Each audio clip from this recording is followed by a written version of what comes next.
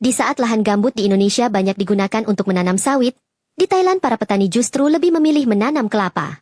Alasannya jelas, harga kelapa relatif lebih stabil, produk turunannya jauh lebih beragam, dan peluang bisnisnya terbuka lebar hingga pasar ekspor.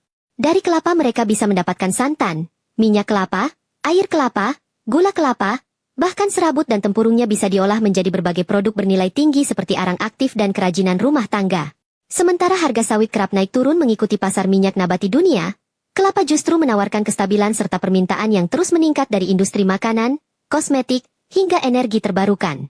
Itulah sebabnya petani Thailand melihat kelapa bukan hanya sebagai tanaman pangan, tetapi juga sebagai komoditas strategis jangka panjang yang bisa menyelamatkan ekonomi keluarga mereka. Menariknya, para petani Thailand tidak menanam kelapa sembarangan. Mereka memanfaatkan lahan gambut dengan cara unik, yakni membuat bedengan-bedengan panjang yang diantaranya mengalir saluran air. Di atas bedengan inilah pohon-pohon kelapa tumbuh rapi, sedangkan di sela-sela bedengan mengalir air yang memiliki banyak fungsi.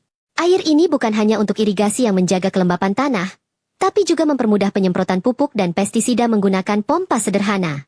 Lebih cerdas lagi, ketika panen tiba, para petani tak perlu repot memikul hasil panen melewati tanah berlumpur. Mereka cukup memanfaatkan air untuk mengangkut kelapa dari satu titik ke titik lain. Selain efisiensi kerja, metode ini juga mencegah kebakaran lahan gambut karena saluran air tetap terisi sepanjang tahun.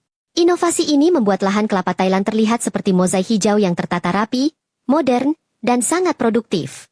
Petani Thailand betah menanam kelapa bukan tanpa alasan. Kelapa menawarkan hampir segalanya. Harga yang stabil, permintaan tinggi, dan produk turunan yang tak ada habisnya. Air kelapa segar diminum langsung atau dijadikan bahan minuman kesehatan.